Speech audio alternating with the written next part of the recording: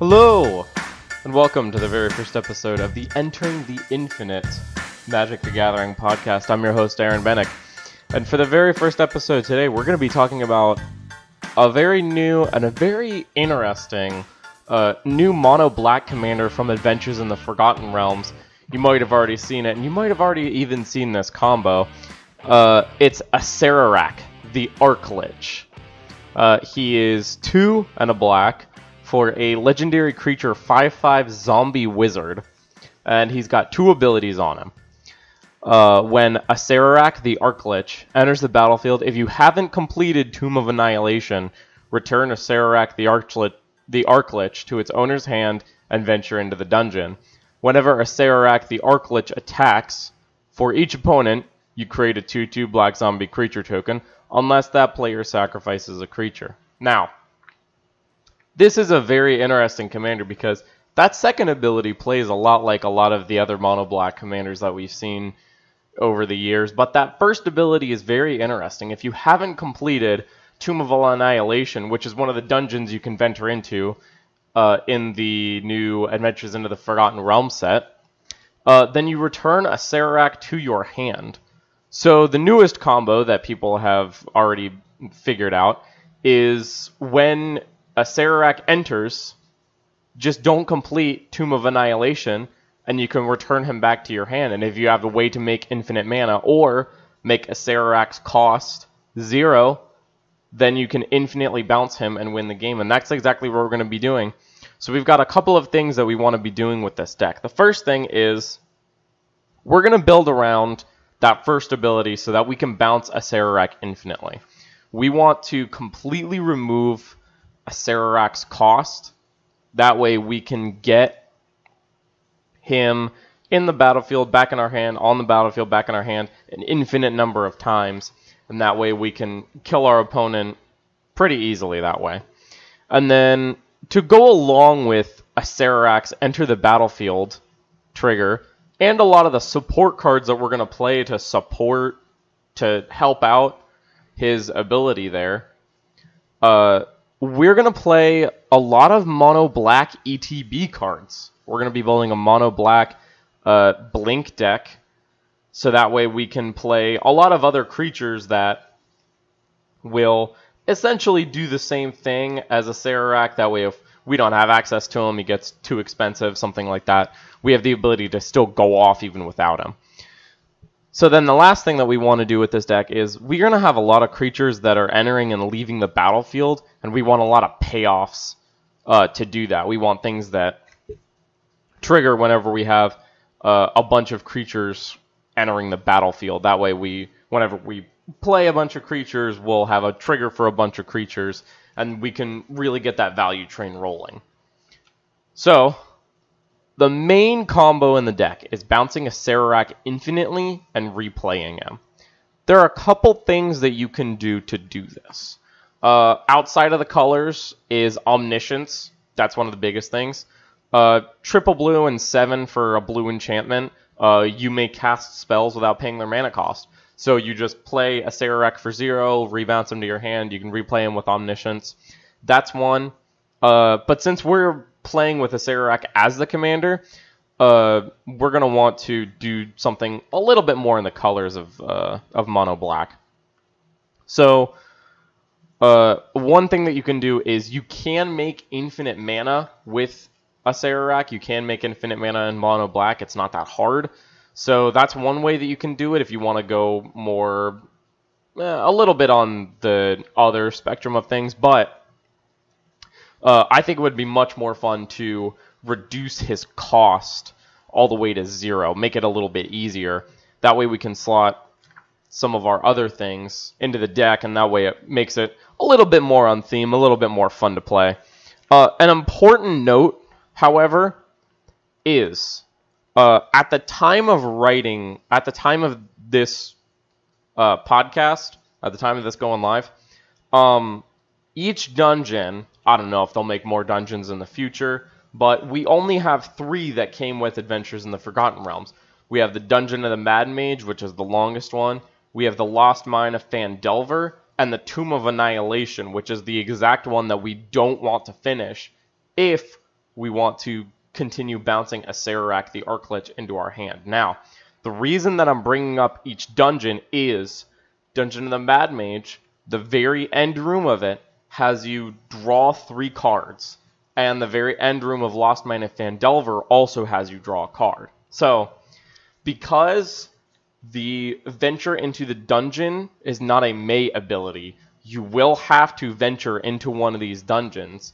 And depending on which one you pick, it'll be a while. However, because they have you draw the cards at the end, the combo isn't infinite, because you will deck yourself before you get to an infinite number. It is semi-infinite, though. You will be able to stack up a lot of triggers before you actually get through all of the dungeons. So Lost Mine of Phandelver has 4 rooms to it. So that's 4 triggers that you get before you draw a card. And it'll be a while before you actually deck yourself. But I did think that was an important note. So, bouncing Acererak infinitely and replaying him. The first thing that we want to do is we want to reduce Acererak's cost to 0. Now, reducing the generic cost of Acererak is going to be easy enough. There are a handful of cards that can do that. There are so many cards that can do that. However, reducing the black in his mana cost is going to be a lot more difficult. And we're kind of lucky that it's only 1 black, because this would be a lot harder if it was 2 black. So the first card that we're going to add is the Carnival of Souls. And the Carnival of Souls is a 1 and a black for a black enchantment. And it just says whenever a creature, so this also triggers on your opponent's creatures, whenever a creature enters the battlefield, you lose 1 life and add black.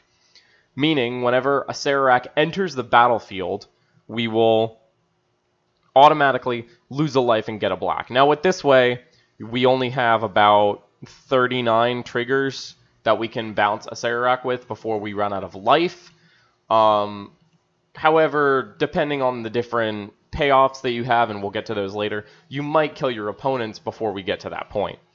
Another way to reduce the black and Acererak's cost is a little bit of a workaround.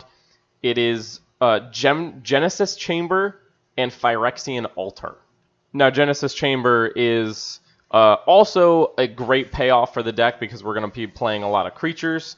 It does also work for your opponents, but it shouldn't be that much of a payoff for your opponent. It just should be much better for us since we're more built to abuse it.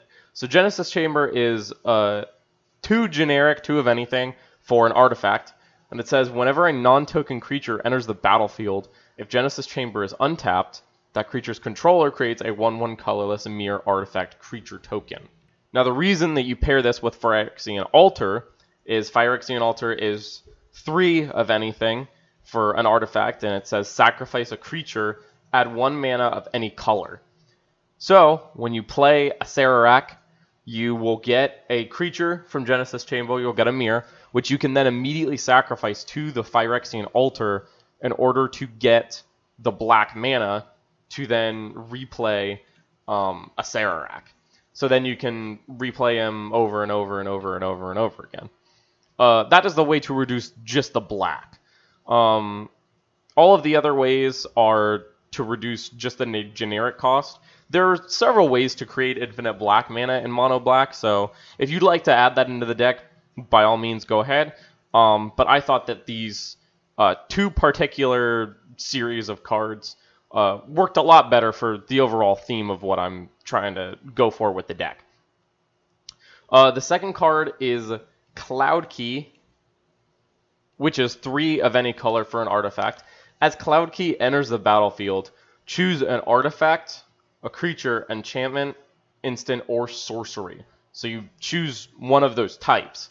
And spells you cast of the chosen type cost 1 less to cast. So if we have Carnival of Souls and we have Cloud Key on the board, then Acererak only costs 1 mana of any color to play him and bounce him again and again and again. Now, even if we only have, let's say, 6 mana, that is 6 dungeon triggers or 6 enter the battlefield triggers that we're going to get just from having some of our support cards online.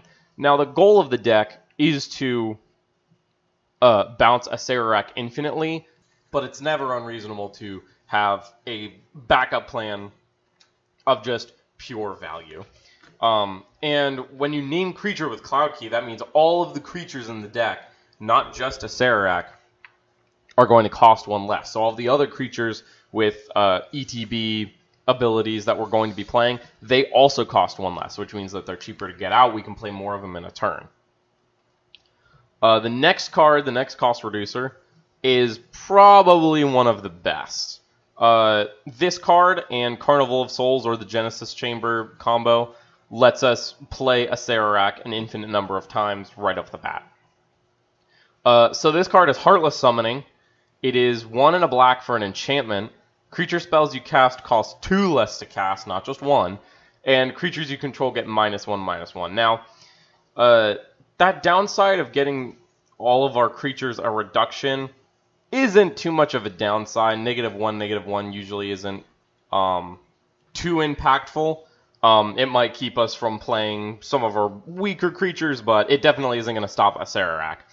And reducing 2 generic at a lower mana value and a lower price, real money price, than some of these other cards is definitely good. This is definitely an auto-include just because of how cost-effective both mana-wise and money-wise this card is.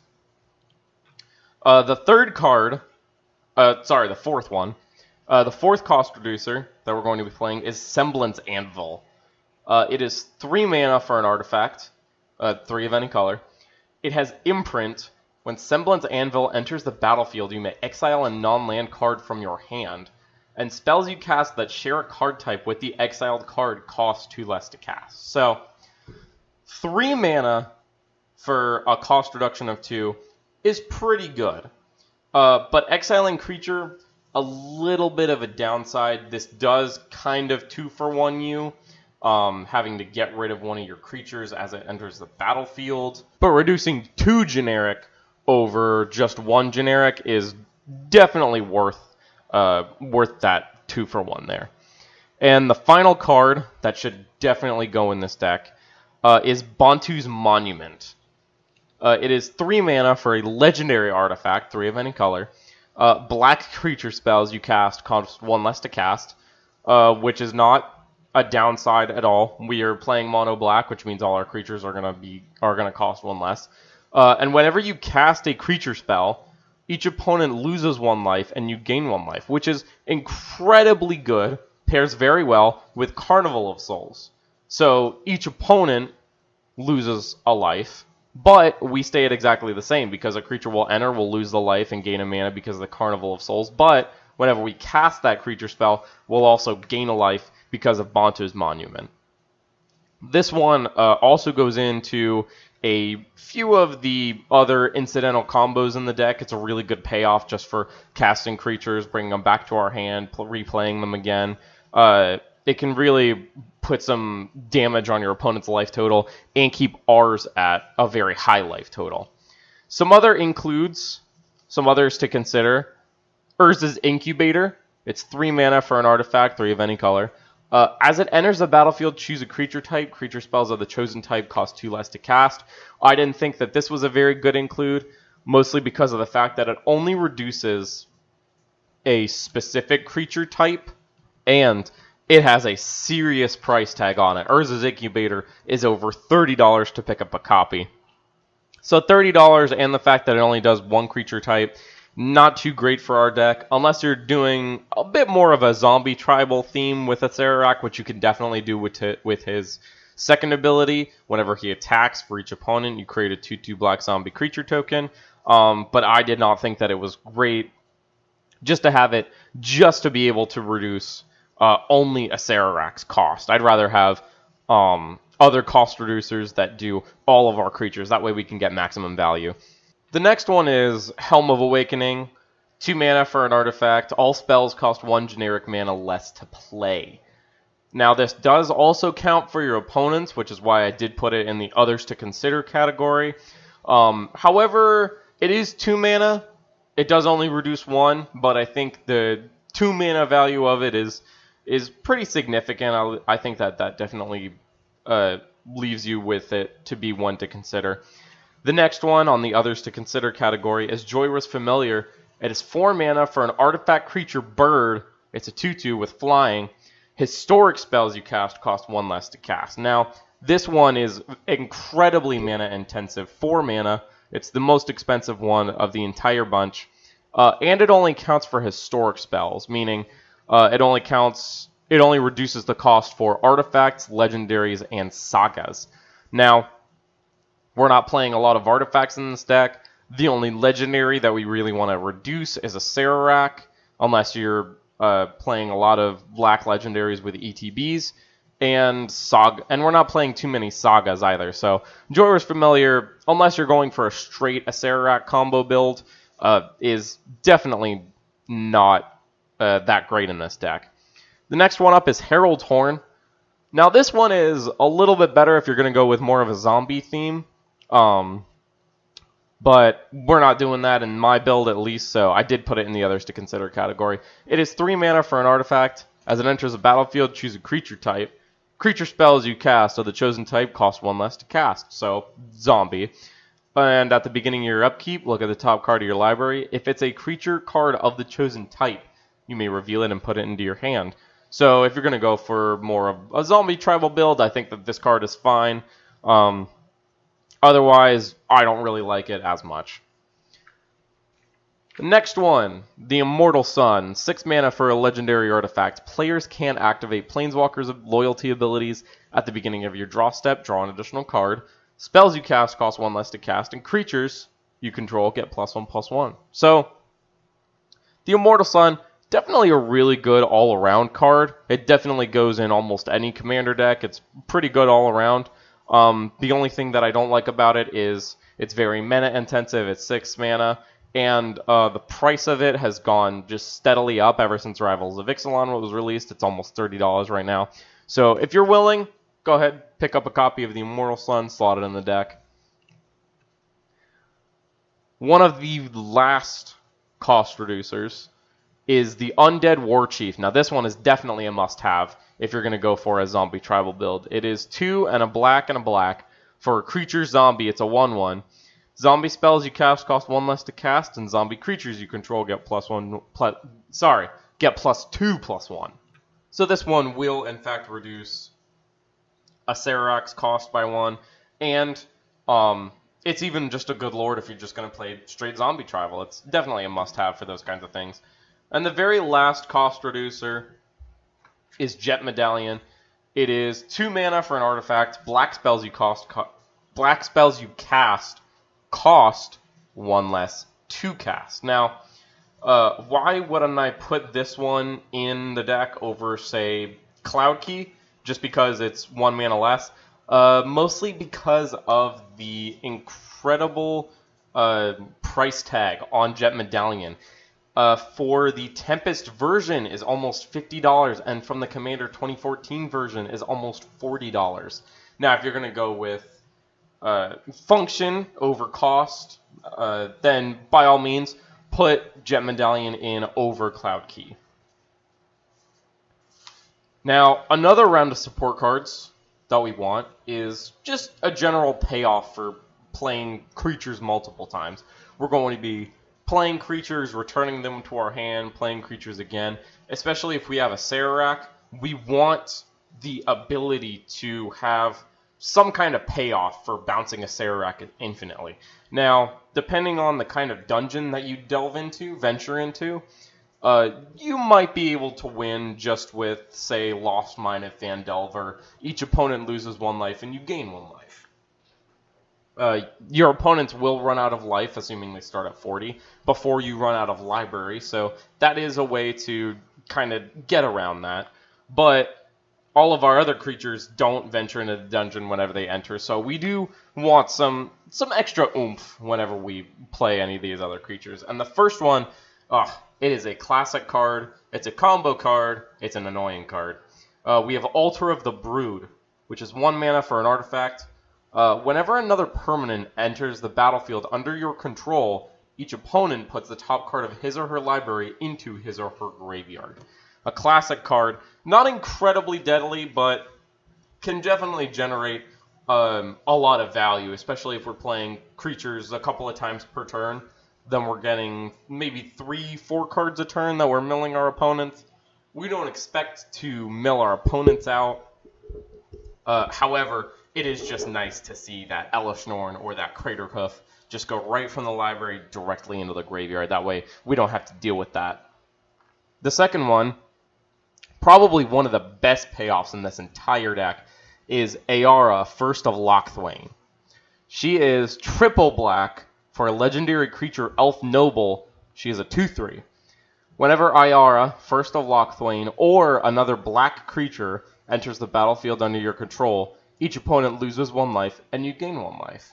So Ayara kind of slots in to both a value creature, one that we can bounce repeatedly because she technically does have an ETB, but it also slots into just a really good support card for when we're playing 2-3 creatures a turn. That's 2 or 3 life that we are gaining, that we're draining our opponents. And if you also pair it in conjunction with Bantus Monument, that is a lot of life lost. That's twice as much life lost. That is 4 or 6 done to our opponents every turn. That's 4 or 6 that we are gaining. And that's just a lot of value packed into 1 card. And that's not even all of her abilities.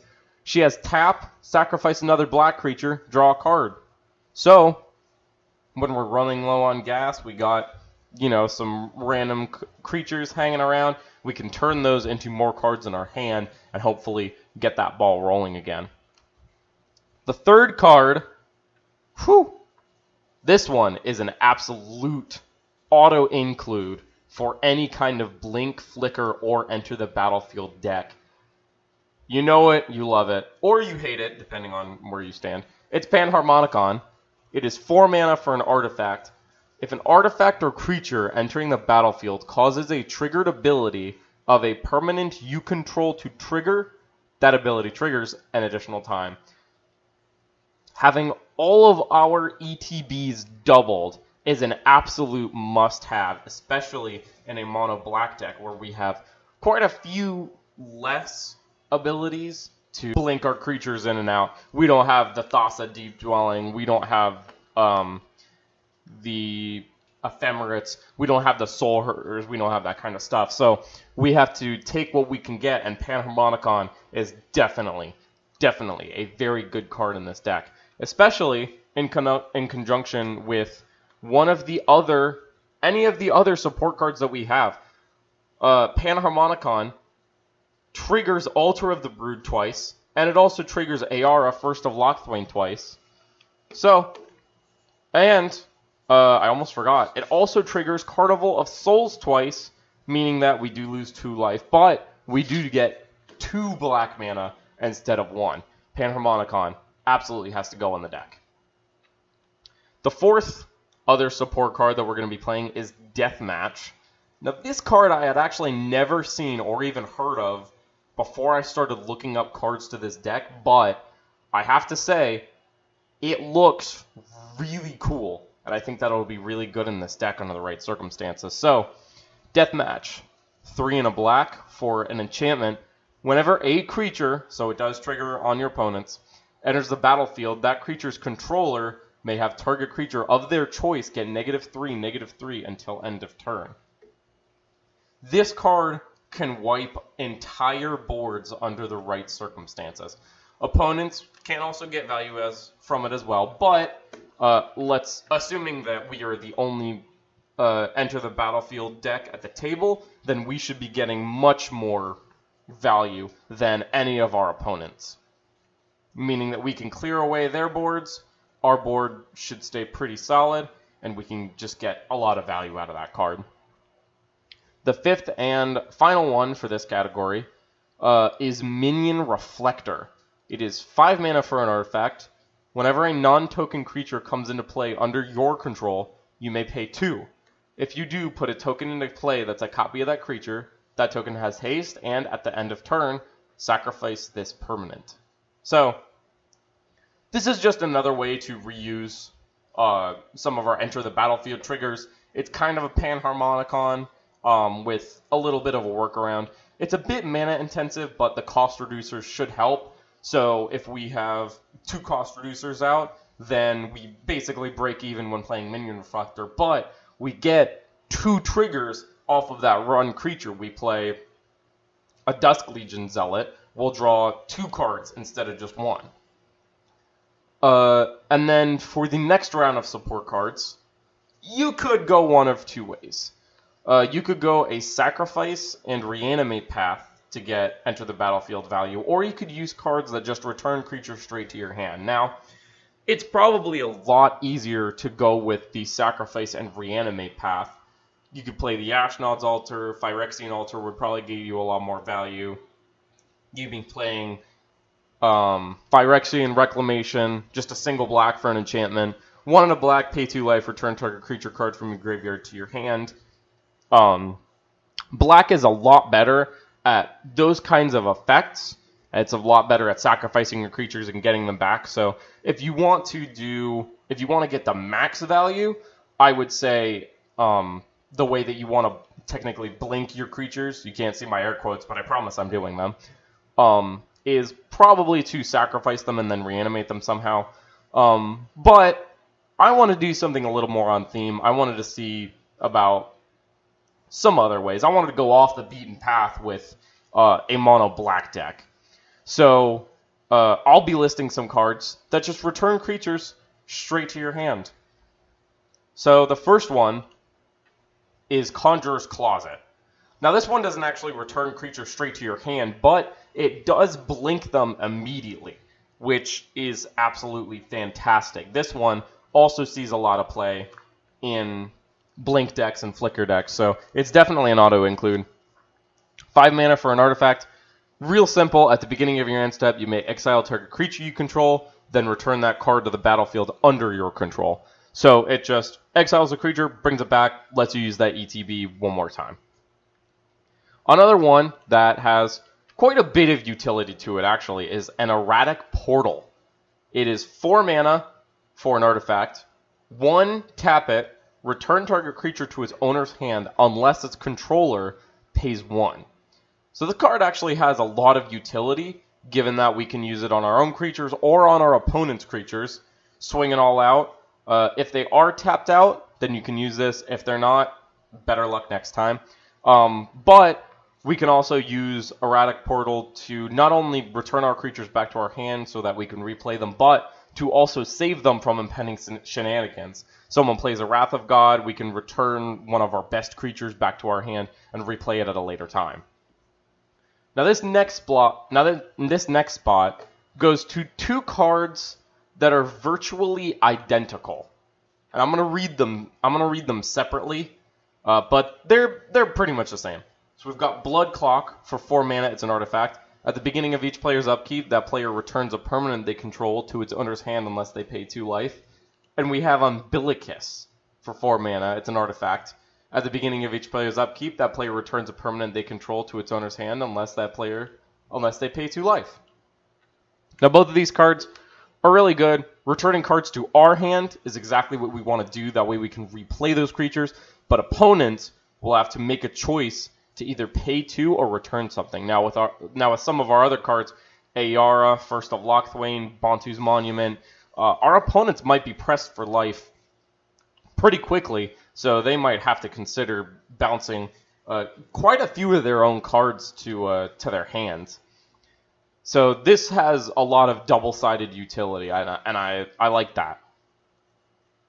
The fourth card, Cloudstone Curio.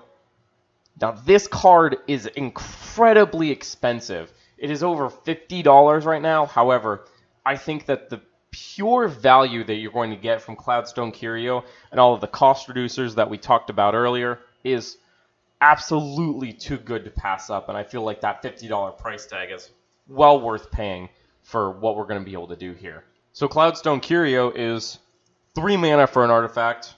Whenever a non-artifact permanent comes into play under your control, You may return another permanent you control that shares a permanent type with it to its owner's hand.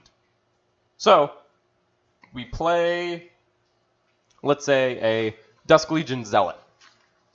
And then we get to return another one of our other creatures back to our hand. And then we can play that creature again, and we can bounce the Dusk Legion Zealot. And then we can replay the Dusk Legion Zealot to draw another card.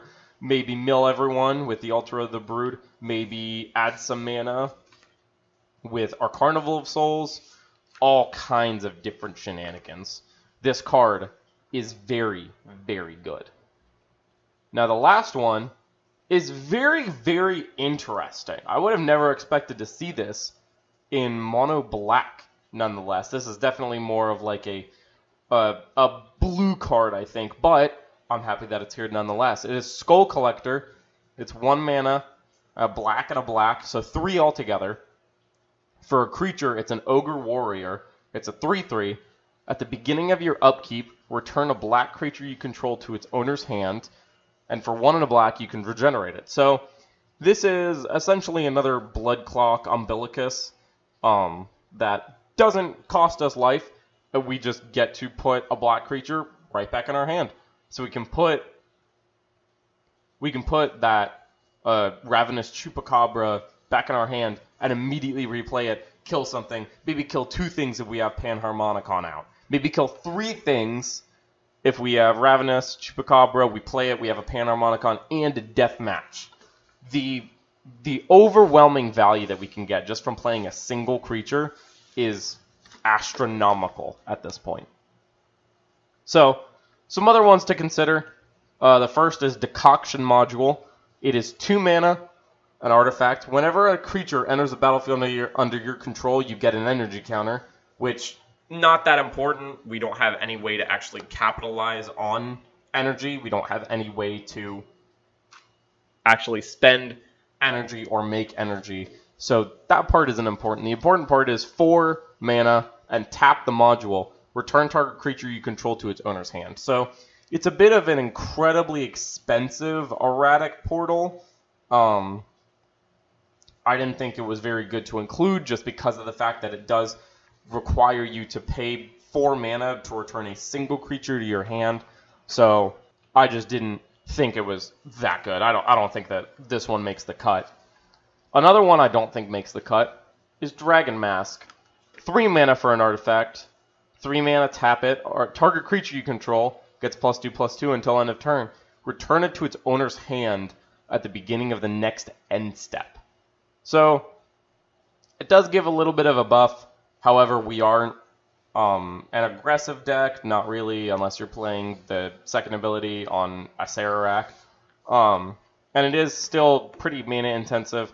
It's 3 mana to play it and 3 mana to tap it, all to return a creature to our hand at the next end step. So I didn't think this one was very good either. Another one that I don't think is very good, but it's still worth noting, I feel. I feel like a lot of these bad cards are still worth noting, even if they don't really make the cut. Obelisk of Undoing, 1 mana for an artifact, 6 mana, and tap it. To return target permanent you both own and control to your hand. I don't even need to tell you why this one didn't make the cut. 6 mana is absolutely way too expensive. Now, a very interesting one, and a card that I've never seen before, but one that might just work in kind of the double-sided way that Blood Clock and Umbilicus work, is the Noetic Scales. It's 4 mana for an artifact. At the beginning of each player's upkeep, return to its owner's hand each creature that player controls with power greater than the number of cards in their hand. So, that dinosaur player, he's got 3 cards in hand. All of his creatures, they've got to go back in his hand. Now for us, I didn't include it because I didn't know all of the different value creatures that you'd be playing. I don't even know all the value creatures that I want to be playing with this deck. But I feel like depending on where your hand size is and where the power of a lot of your creatures are, Noetic Scales could either be a fantastic include for you, or it could be a total dud and not do anything, which is why it's definitely one to consider, but not an automatic include. Now the rest of the deck will be tutors to find support and combo pieces, and creatures that have ETBs. So your tutors can range anywhere from the 1 mana, thousands of dollars tutors of Imperial Seal, you've got Vampiric Tutor, Demonic Tutor, Diabolic Intent, all the way up to the more affordable ones, but more mana intensive. You've got Grim Tutor, 3 mana, you lose 3 life, but you get any card. You've got Diabolic Tutor, it's under $1, 4 mana, get any card. Mastermind's Acquisition, a couple of dollars, get a card out of your deck, also 4 mana. You've got Dark Petition, search your library for a card. Increasing Ambition, search your library for a card. Hour of Devastation, all 5 mana, search your library for a card. Black is the color that tutors the absolute best, and there are no shortage of all of those different choices.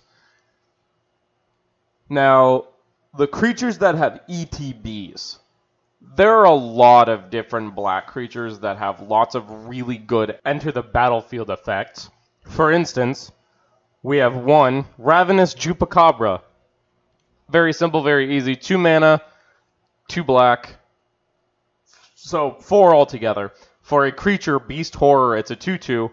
When Ravenous Chupacabra enters the battlefield, destroy target creature and opponent controls. Destroys a creature, easy and effective. Everybody likes removal. And the fact that we can double up its triggers with Panharmaticon, Minion Reflector, the fact that we can bounce it back to our hand, Skull Collector, Cloudstone Curio, and then replay it for a cheaper cost, Carnival of Souls, Heartless Summoning, all that stuff, just makes this an absolute monster in our deck. Another one is the Grey Merchant of Asphodel. Even without having to blink it, double any of its triggers, return it, replay it, even without any of that stuff, Grey Merchant of Asphodel is just an incredible card. It is probably one of the best black cards to ever see play. Being able to reduce your opponent's life total by 2, 3, 5, 7, 8, 10, 20 is absolutely insane, and you gain all of that life back for yourself. So, Grey Merchant of Asphodel, 3 black, so 5 altogether. For creature zombie, it's a 2/4. When Grey Merchant of Asphodel enters the battlefield, each opponent loses X life, where X is your devotion to black. You gain life equal to the life lost this way. So devotion works where it counts all of the black pips in all of your mana costs. And being a mono black deck, we are going to have a lot of those pips. A fantastic card in a mono black deck, especially if we can return it and play it multiple times over several turns or in the same turn. So imagine this kind of play. So we play Grey Merchant of Asphodel. We have Panharmaticon on the board. We drain our opponents for 10. We gain 30. And then we Cloudstone Curio or something back to our hand. We replay it for free because we have our cost reducers. Bounce Grey Merchant of Asphodel back to our hands and replay it for only 2 or 3 mana. Draining our opponents again for 10, gaining another 30 because of the Panharmaticon, and then just returning it back to our hand to do it for a 3rd time. Even over the course of 3 turns, that's an insane play. Gaining 30 life every turn is fantastic. Even if we didn't have Panharmaticon.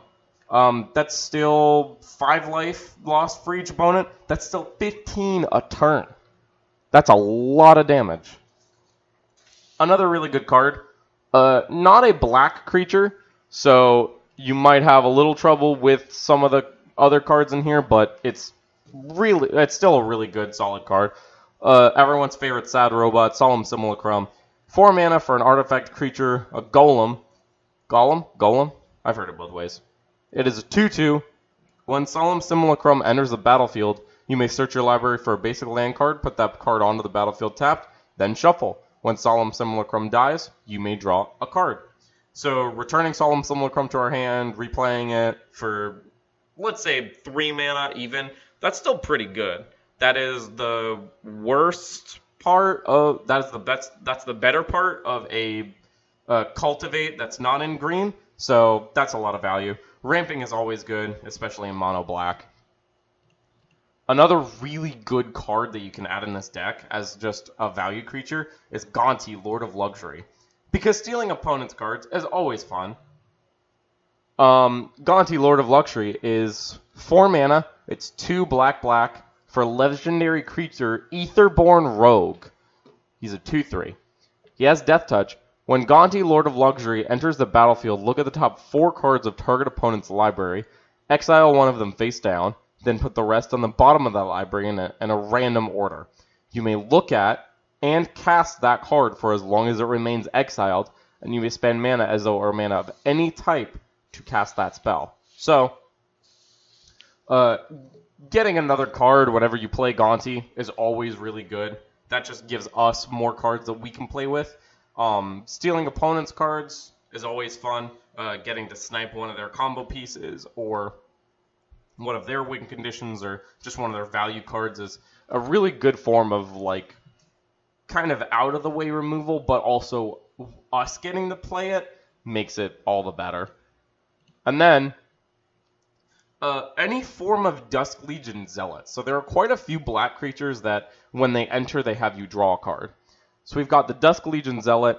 It's 1 and a black for a vampire soldier. It's a 1/1. When it enters, you draw a card and you lose 1 life. Short, simple, to the point. Phyrexian Rager basically does the same thing, except it is 3 mana for a 2/2.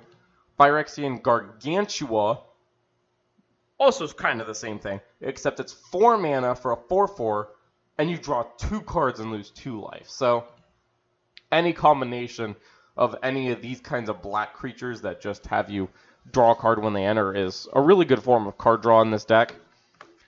And then some other really, really good black cards that you can add. Massacre Worm. 3 black for a 6/5 creature worm. When Massacre Worm enters the battlefield, creatures your opponent's control get -2/-2. With a Panharmaticon, that's -4/-4. Whenever a creature an opponent controls dies, that player loses 2 life. You can deal 2, 4, 6, 8, 10, 12 life, maybe even 100 life if you go against that token player. This is a great include, especially if we can return it, replay it a couple of times over the course of the game. It's a repeatable board wipe.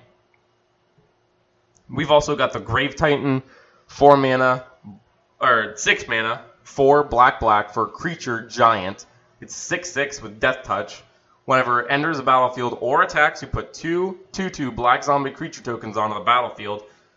Easy way to just grow our board. It's a really beefy blocker, and it makes a bunch of zombies. This one's also pretty good for a zombie tribal build if you're still looking to do that with Acererak. Abhorrent Overlord, 7 mana, 5 black for a 6/6 creature demon flying. When it enters the battlefield, put a number of 1/1 black harpy creature tokens with flying onto the battlefield equal to your devotion to black. So it comes in, it makes 2 just off of itself, but since we're a mono black deck, we're definitely going to be making more than just 2 of them. At the beginning of your upkeep, sacrifice a creature, but if we return Abhorrent Overlord to our hand every single turn, we will be making a plethora of black harpy creature tokens that we can sacrifice to it. Callous Blood Mage, another variant of the Dusk Legion Zealot, but with some other added benefits. It is 2 and a black for a creature, a Vampire Warlock. It's a 2/1. When it enters, you choose 1. Create a 1/1 black and green pest creature token with, when this creature dies, you gain 1 life.